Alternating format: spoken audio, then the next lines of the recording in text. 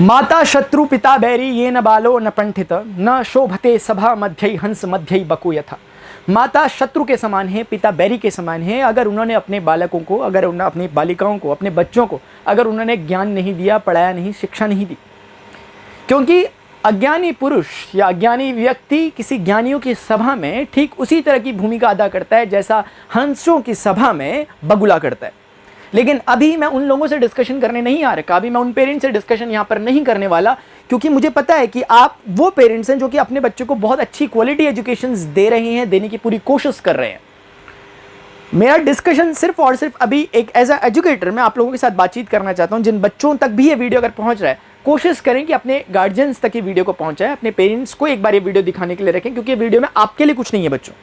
इस वीडियो में पूरी तरीके से एड्रेस करने वाला हूं मैं पेरेंट्स को कि कैसे कर कर हम कुछ बातों का ध्यान रख सकते हैं। मैं ऐसा तो नहीं कहूंगा कि मैं आपको कुछ मार्गदर्शन दूंगा, लेकिन कुछ ऐसी बातें, कई बार क्या होता है कि एक थर्ड पार्टी अप्रोच बहुत जरूरी होता है। एक थर्ड पार्टी का बताना आपको किसी बात के बारे में बहुत जरूरी होता है। कई बार हम एक पर्टिकुलर चीज़ों में कंडीशनड इस तरीके से हो जाते हैं कि हम चीज़ों को एक ही तरह के चश्मे से देखने की कोशिश करते हैं। डियर पेरेंट्स, मैं आपसे बातचीत कर रहा हूँ। मैंने अभी तक पिछले कम से कम 7-8 साल से मैं लगभग टीचिंग कर रहा हूँ। तो उस दौरान जब ऑफलाइन टीचिंग करते हैं तो उस समय भी कई पेरेंट्स के साथ 1-to-1 इंटरेक्शन होता है। तो ऐसी सिचुएशन में उनके साथ भी कुछ चीज़ें जो मुझे लगती थी कि यार ये गलत तरीके से इस चीज़ को सोच रहे हैं, लेकिन क्योंकि अभी मैं कैमरे से बात कर रहा हूँ डायरेक्टली, तो मुझे नहीं लगता कि मैं कुछ अगर बोलूँगा ऐसा तो वो इंडिविजुअली किसी को हर्ट करेगा, क्योंकि कुछ ऐसी बातें हैं जरूर जो सच होता है, वो कई कई कड़वा होता है कभी कभी, कि कई बार हमें लग सकता है कि नहीं ऐसा तो हम नहीं करते, इसीलिए मैं इंडिविजुअली किसी से बात नहीं कर रहा। लेकिन मैं ये मानकर चल रहा हूं कि अगर आप न्यूट्रल होकर सुनने की क्षमता रखते हैं तो वो कुछ बातें मैं आपके साथ यहाँ पर डिस्कस करने जा रहा हूँ। क्योंकि जो मैंने बताया जैसे कि ऑफलाइन के दौरान कुछ लगता था मुझे बातें, लेकिन मैं उनसे डायरेक्टली नहीं कह पाता था। कई बार मैं कोशिश करता था, लेकिन मैंने फिर भी कई बार आउटस्पोकन होकर मैंने करा, और कई बार इसी कारण से मुझे भी कई किस्से याद आ रहे हैं जैसे बोलते बोलते कि मुझे कई बार अपने अच्छे अच्छे बच्चों को पढ़ाने से मैं वंचित रह गया। मैं आपको एक छोटी सी स्टोरी पहले सुना देता हूँ, हल्की सी। अभी मुझे अचानक से बोलते बोलते याद है, मैं कोई प्लानिंग करके नहीं आ रखा कि क्या कैसे क्या बोलना है, लेकिन अभी जब मैं बात शुरू कर रहा हूँ तो मुझे एक बात याद आती है कि एक बार एक 12th क्लास का स्टूडेंट था, वो मतलब उसको मैं पढ़ा रहा था, ठीक है। तो क्या हुआ कि उसकी मतलब उनका कॉपी चली थी, उसके साथी और बच्चे भी सब पढ़ते थे, वो नया नया एडमिशन हुआ था उसका मेरे पास। तो कुछ दिनों बाद मतलब उनकी मदर उन्हें लेने छोड़ने ऐसे करके आती थी, तो वो ठीक है, मतलब वो कहती थी कि पढ़ाई लिखाई ये सब अच्छा ठीक है, अच्छा होता था। अब उसमें क्या हुआ कि एक बार उस बच्चे के स्कूल में कुछ कॉपीज़ वगैरह मिली होंगी या कुछ ऐसा होगा जिसमें उसके मार्क्स अच्छे नहीं आए। उसकी मदर आई, जब मैं था तो क्लास भी लगभग चली रही थी, तो उसी बीच में कुछ टाइम बाद उसकी मदर आई और मुझे लगा कि कुछ ऐसा कुछ बात होगी ज़रूरी, तो मैंने वहीं पर बात करने लगा। मैं उनके बेटे को बुला करके बात जब शुरू हुई तो वो मेरे से कहने लगी कि ना आप ना इन्हें डांटते नहीं हो, आप इन्हें ना मारते नहीं हो, आप इसे मारो, मेरी तरफ से फुल छूट है आपको कि आप इसे मारो और अपने हिसाब से इसे ट्रेन करो। डियर स्टूडेंट्स, डियर पेरेंट्स, मैं मानता हूं कि अगर जब भी हमने कभी बच्चे को कभी मार कर पढ़ाने की अगर कोशिश कर दी, किसी भी प्रकार का वायलेंस का अगर हमने इस्तेमाल किया, मार जरूरी नहीं है हाथों से हो, बातों से भी हो सकती है। कई बार हमने ऐसी कुछ बातें बोल दी, वो जो ऐसी बातें कुछ होती है ना, वो बच्चे के अगर एक बार सबकॉन्शियस में घुस गई, फिर आप चाहकर भी कुछ नहीं कर सकते। उस समय फिर चीजें बहुत मुश्किल हो जाती है और ये चीजें बहुत समझने वाली होती हैं। कई पेरेंट्स, बहुत ज्यादा पेरेंट्स, 95% पेरेंट्स इस बात को जानते हैं, लेकिन मैं फिर भी ये बात आपको बता रहा हूं। मैंने उनसे फिर उस समय कहा कि ये मेरी पॉलिसी में नहीं है, इस तरह की चीजें मैं करता ही नहीं हूं। अगर बच्चे को समझ आ रहा है तो बहुत बढ़िया, मैं पूरी कोशिश करूंगा तब तक कि जब तक कि वो मुझे ना बोल दे कि सर आप मत पढ़ाओ, ठीक है, नहीं मुझे पढ़ना, मुझे कुछ और फील्ड में काम करना है, नहीं मुझे मैथ्स पसंद तो नहीं पसंद तो नहीं पसंद। अब ये थोड़े ना कि हर बच्चा मैथमेटिशियन बन जाएगा, हर बच्चा साइंटिस्ट तो नहीं बन सकता ना। सचिन तेंदुलकर, अगर कोई उनके मैथ्स के टीचर ने उनपे, उनके पेरेंट्स ने इतना ज्यादा वो दिया होता कि भाई मैथ्स ही पढ़ोगे, तुम मैथ्स ही पढ़ोगे, तो हमें नहीं मिल पाते। इतने जो अलग पर्सनैलिटीज आज हमें देखने को मिलती है अपने चारों तरफ, क्या सभी मैथ्स पढ़कर बहुत बड़ा काम या बहुत बड़ा नाम सबने किया है क्या? ऐसा बिल्कुल नहीं है। मैथ्स एक कारण हो सकता है आपको बौद्धिक रूप से ऊपर उठाने का, लेकिन सिर्फ एकमात्र कारण है ऐसा बिल्कुल नहीं। मैथ्स से सिर्फ एक ऐसी, मैथ्स नहीं, मैं किसी भी सब्जेक्ट की इवन बात कर रहा हूं कि किसी सब्जेक्ट में या पढ़ाई के डोमेन में पूरा अगर बच्चा अच्छा परफॉर्म नहीं कर रहा, इसका बिल्कुल मतलब ये नहीं हो जाता कि बच्चा किसी काम का नहीं। ऐसा मैंने देखा है, लोग इस तरीके से ट्रीट करते हैं। उनका मानना होता है कि टीचर से वो ऐसी ऐसी बातें बोलते हैं कि आप मारो जाके, फिर टीचर मारते भी हैं। कई बार ऐसा होता है कि खुली छूट की चीज़ एजुकेटर्स को मिली रहती है, वो इतना नहीं सोच पाते और वो आराम से मारते हैं बच्चों को। लेकिन ये बात ध्यान रखें, जब भी कभी ऐसा होगा, आप ध्यान रखें कि कभी भी जो क्रिएटिविटी होगी वो इस तरह की परतंत्रताओं में कभी निवास करेगी नहीं। उसको एक स्वतंत्रता चाहिए, एक फ्रीडम चाहिए, तभी क्रिएटिविटी आ पाती है। हमारे देश में क्यों क्रिएटिविटी, क्यों इतनी देर से डेवलपमेंट हुए? कभी हमने जानने की कोशिश की कि टेलीफोन का आविष्कार हो या टीवी का आविष्कार हो या जितने बड़े बड़े आविष्कार जो हम आज अपने चारों तरफ देखते हैं, क्यों वो हमारे बीच में ना हो सके? क्यों भारत में नहीं हो पाए वो? क्योंकि भारत उस समय गुलाम था, गुलाम की मानसिकता थी भारत की। ऐसा नहीं कि भारत में उस समय वैज्ञानिक दृष्टिकोण के लोग नहीं थे उस समय भी अच्छे अच्छे लोग थे, लेकिन उसके बावजूद भी वो गुलामी की जंजीरों में बंधे हुए थे। जबकि दूसरी तरफ यूरोप में था डेवलपमेंट, कारण यही है उसका, क्योंकि वो लोग आजाद लोग थे और कहीं ना कहीं उनपे एक प्लस पॉइंट उनको ये लगता था कि हमने तो लोगों को गुलाम बना रखा है, जो कि अच्छी बात नहीं है, लेकिन उनके लिए था वो एक पॉजिटिव पॉइंट साइकोलॉजिकली। तो इसीलिए मैं ये कहना चाहता हूं कि जब कोई इंसान दबकर कुछ चीजों को करने की कोशिश करता है, कभी भी वो अपना फुल पोटेंशियल नहीं निकाल सकता, कभी भी वो जो फुल क्रिएटिविटी अपनी बाहर नहीं शो कर सकता। इसीलिए डियर पेरेंट्स, कभी भी बच्चों को इस तरह से जज ना करें। किस तरह से? सर हमारे बच्चे के 100 में से 85 मार्क्स आए, बहुत कम मार्क्स आए सर। इसकी क्लास के सारे बच्चे 95 प्लस ला रखे, 99 ला रखे, 100 ला रखे, लेकिन हमारे बच्चे 85 ला रहे हैं। क्यों ला रहा है सर ये? हम इसको मार मार के थक गए, हम इसको बता के थक गए, इसका ट्यूशन लगा दिया, कोचिंग सेंटर है, स्कूल जाता है, फिर भी ऐसा क्यों कर रहा है?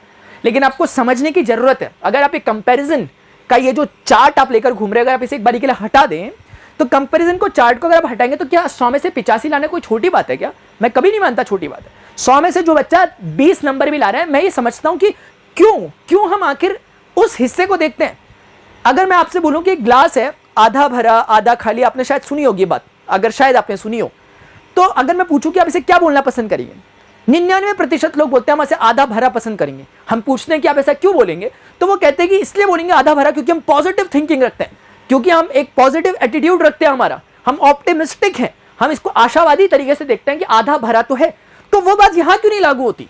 जब कोई बच्चा 100 में से 85 नंबर लाता है, तो हम ये क्यों नहीं देखते कि वो 85 लाया है? हम उस 15 के वैकेंट को फिल करने की कोशिश क्यों करते हैं? वो जो वाइड वहां पे क्रिएट हुआ है 15 नंबर का, क्या 100 में से 85 लाना बड़ी बात नहीं है अपने आप में? मैं कहता हूं 100 में से 15 लाना भी बड़ी बात है, 100 में से 1 नंबर लाना भी बड़ी बात है, हर कुछ एक बड़ी बात है अपने आप में। लेकिन हम अपना ध्यान पूरा वहां से हटा देते हैं। हमें जो अनुपलब्ध है, जो चीजें हमें मिली नहीं है, हम उनके लिए कोशिश करते हैं। बहुत ज्यादा गलत बात है, बहुत ज्यादा। अगर आप इस तरह के काम करते होंगे, बाई चांस अगर आप करते होंगे, तो देखिए मेरे शब्दों में थोड़ी सी कठोरता जरूर हो सकती है जो मैं भी बोल रहा हूं, लेकिन ये मेरे अंदर की कहीं ना कहीं है कि ये फ्रस्ट्रेशन है जो बाहर शायद निकल रही है अभी शब्दों के रूप में। जो मैं अक्सर देखता हूं कि पेरेंट्स से गलतियां करते हैं, वो कंपैरिजन करते हैं अपने बच्चे का दूसरे स्टूडेंट के किसी उससे।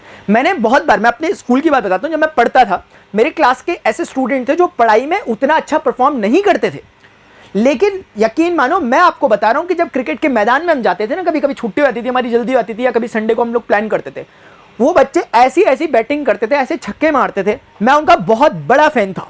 उनमें से कुछ दोस्त थे मेरे, विनीत, राहुल, इन दोनों के मुझे नाम याद आ रहे हैं। इतने भयंकर भयंकर छक्के मारते थे कि मैं देखता रह जाता था, मैं पीछे कीपरिंग करता था।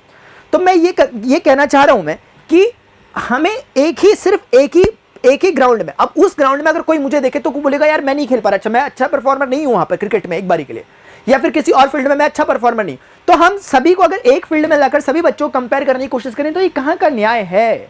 अगर आप विराट कोहली को ले जा ले और बोले कि फुटबॉल के मैदान में ले जाके छोड़ दे रोनाल्डो इनके बीच में, तो क्या आप उम्मीद करते हैं कि इनका परफॉर्मेंस उन सब में, उन जितने प्लेयर्स होते होंगे फुटबॉल में, रोनाल्डो के अलावा भी बाकी सभी, उन सब में मेरे हिसाब से विराट कोहली का परफॉर्मेंस लो पे रहेगा, क्योंकि वो उनकी एक्सपर्टीज नहीं है।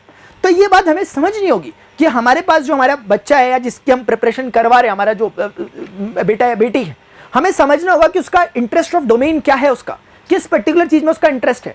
तो क्या पढ़ाई कराना बंद कर दे? ऐसा बिल्कुल नहीं है। बच्चे अपने आप पे इतने समर्थ होते हैं और अपने आसपास के एनवायरनमेंट से इतना तो वो समझते हैं कि पास क्या होता है, फेल क्या होता है, कितने मार्क्स लाना सही है, कितने मार्क्स लाना गलत है, अपने कैरियर के बारे में बहुत कुछ वो जानते हैं।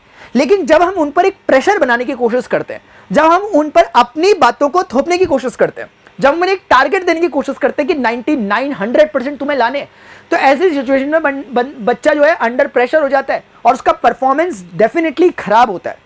कोई भी स्टूडेंट, मेरा पर्सनल लेवल पे ये मानना है कि पेरेंट्स की क्या भूमिका होनी चाहिए। मैं अपने आप को इसीलिए थोड़ा शुक्रगुजार मानता हूं इस बात पे, क्योंकि मेरे पेरेंट्स ने मुझे शुरुआत से और अभी तक कभी भी किसी प्रकार के प्रेशर में नहीं रखा। मतलब इस तरह से नहीं कोई डाला कि तुम्हें इतना करना है या ये करना है या ये करना है, किसी भी मामले में।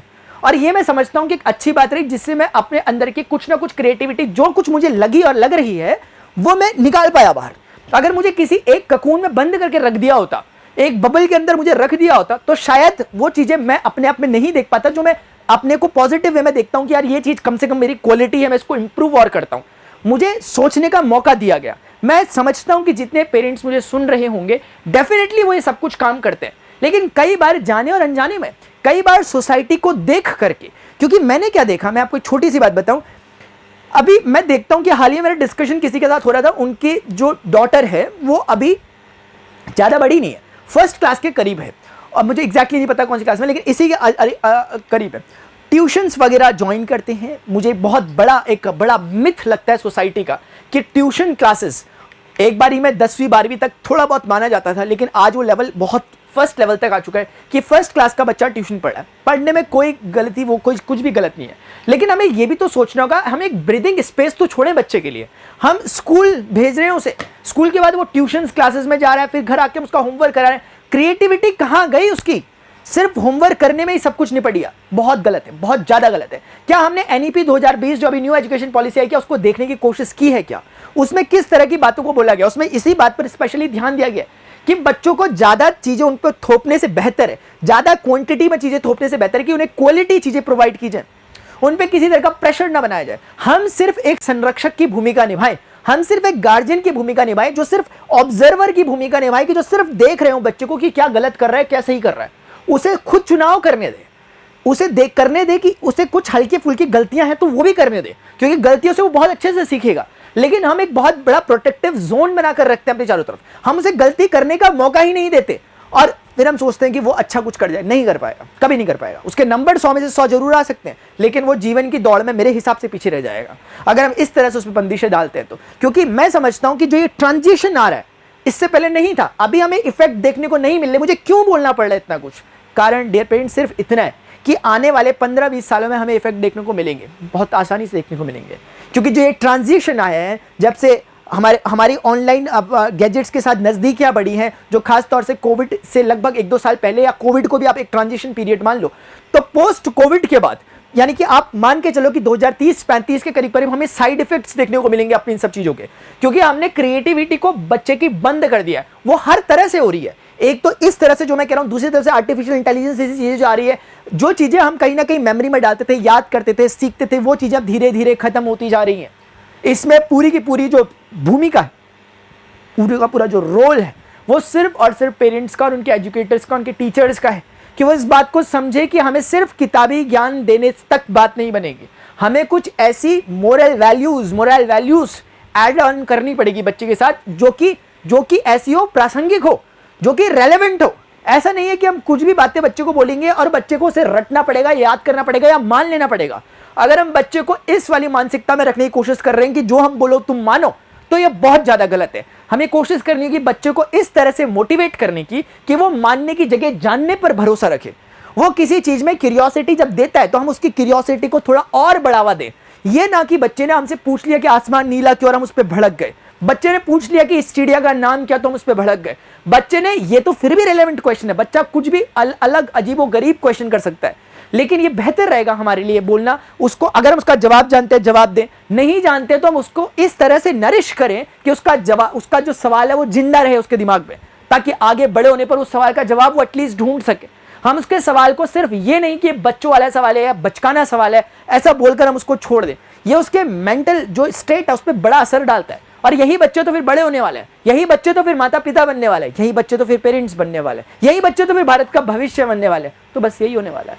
तो अगर हम चाहते हैं कि हम आने वाली पीढ़ी को, आने वाला भारत हमारा जो देश है, या न केवल देश बल्कि मैं समझता हूँ सिर्फ देश के बारे में बात करना भी एक छोटी सोच है, पूरे समाज के बारे में, पूरे संसार के बारे में, पूरी मानव सभ्यता के बारे में अगर हम थोड़ी सी भी चिंता रखते हैं तो हमें समझना होगा कि हमारे जो बच्चे हैं, जो आने वाली पीढ़ी है, हमें उनकी एक छोटी बातों को किस तरीके से हमें उसको क्रिएट करना है, एक माहौल उनकी तरफ क्रिएट करना है। कैसे हम बच्चे को बहुत अच्छा पढ़ने पर क्या करें, आप कुछ ना करें, मेरा मानना है आप सिर्फ माहौल तैयार करें, आप सिर्फ सर्कमस्टेंसेस बनाएं इस तरह के कि वो खुद पढ़ने जाए। हम उसके सामने मैथ्स की बुक ला करके खोल के रख के पढ़ा के मार के पढ़ाएंगे, बहुत गलत, बहुत ज़्यादा गलत, हद से ज़्यादा गलत। हम कुछ एक ऐसा माहौल क्रिएट करें, अपने बड़े होने का कुछ थोड़ा फायदा उठाएं, क्योंकि हम बड़े हैं तो हम कुछ थोड़ा एक्स्ट्रा 2-4 बातें सोच सकते हैं, एक रास्ते के थ्रू उसको वहां ले जाए, ताकि उसको ये लगे कि मैं खुद मैथ्स पढ़ने आया हूं, मुझे किसी ने धक्का मार के नहीं भेजा। लेकिन वो रास्ता आप तैयार करें उसके लिए। उस रास्ते को कैसे तैयार करना है वो आपकी अपनी चॉइस है, वो आपका अपना विवेक है कि आप इस तरीके से इन चीज़ों को देख सकते हैं। हो सकता है मैंने जरूर कुछ बातें थोड़ा बहुत ऊपर नीचे जरूर बोल दी होंगी, टोन में ऊपर नीचे बोली होंगी, शब्दों का चयन मेरा ठीक ही था, लेकिन उसमें हो सकता है कुछ बातें कठोर लगी हो। मैं भूल गया था या मैं भूल जाता हूं कभी कभी कि मैं अभी आप लोगों से यानी पेरेंट्स से मैं बातचीत कर रहा था, तो अगर ऐसा कुछ है तो प्लीज़ मैं माफ़ी चाहता हूं उस चीज़ के लिए। लेकिन जो मैं बातें कह रहा हूं, मैंने जैसे कि पहले कहा, मैं व्यक्तिगत रूप से किसी को नहीं कह रहा, मैं पूरी एक जो अपनी जो सोसाइटी है मैं उसको थोड़ा सा एड्रेस करने की कोशिश कर रहा था। उम्मीद करता हूं कि आप लोग कुछ समझो। अगर आपको मेरे लिए कुछ सुझाव लगता है तो आप प्लीज़ जरूर कमेंट सेक्शन में बताने की कोशिश करें। अभी के लिए इतना ही, मिलते हैं अपने नेक्स्ट सेशन में। Till then goodbye, see you, take care, जय हिंद।